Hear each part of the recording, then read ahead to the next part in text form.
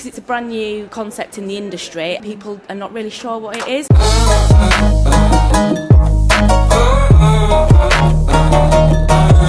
Hello and welcome to my channel. So a couple of weeks ago I went to this event called Startup 2018, which is basically bringing together loads of great business people who have advice for people starting up businesses. So I tagged along and decided to have a chat to some of the entrepreneurs who were there. So one of the ones I spoke to was Nicola. Nicola started a really interesting business which is around home moving, and she basically helps people organise, takes out the stress and gives them tips to have an easier move when they move house. So this is when I sat down on the sofa and had a good chat to her. So we're back on the sofa, this time with Nicola. When did you start your business and can you tell us a little bit about it? So I founded the business in November 2016. In April that year I'd relocated from Wolverhampton back up to Leeds, which is where my family were from, and I had a 9-month-old son and had a really bad experience moving house, so I really needed somebody to call on to help me move house, and that's why I set up House Moving Solutions in November, basically a house move management service to take the stress out of people moving house. Yeah,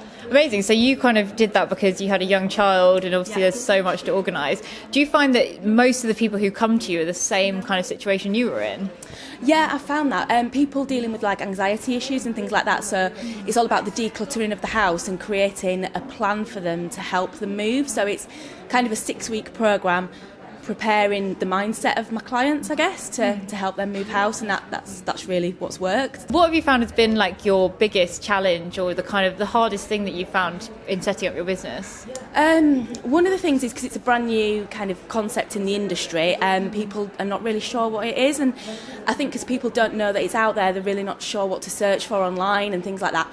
But also the industry is very male dominated, and it's very difficult going to networking events because men speak to men, so I found that quite a challenge, but ultimately, you know, it's progressing, so I'm overcoming some of those challenges, which is good. You've got a new product, it's something that's completely different, people don't know about, and then you're also going into a male-dominated industry. So what would you say to someone who was maybe going into an industry that hasn't got loads of female role models or female kind of business minds in there? I'd say be focused, play to your strengths. As a woman, you've got a lot of different attributes to add, but equally just kind of be strong and be firm in what you're trying to achieve, and as long as you know what your business focus is and you believe in it, other people will follow. Yeah, that's good. That's a good tip. Believe in yourself. I like that.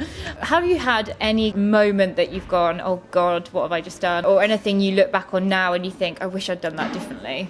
I think probably when I spoke to my first client, sort of doing my first pitch, it's really difficult because you stumble so much. But equally, while I look back and think, oh, I wish I'd have done things differently, as it happened, I didn't actually get that particular piece of work. However, going forward, then I've won work and I've changed things. So I think when in a new business, it's kind of like you've just got to go out there, do it, give it a go, and you may fail, but ultimately you'll get better. So big learning curve just every day. So you kind of said what you think your piece of advice would be to someone who's starting their business. What is the worst piece of advice that you've ever been given? Yeah, I think maybe at the beginning I was kind of pushed into talking to people and people saying to me networking is the most important thing to do, and perhaps I did that a little bit early when I wasn't ready, when I kind of not figured out exactly what the aims and objectives of my business were. So that sort of put me a little bit on the back foot, but equally, you know, any experience is good experience, I guess. But yeah, that's probably the worst piece of advice I had. Getting plunged in too early. Yeah. At the moment, is it just kind of yourself in the business, and how are you growing at the moment?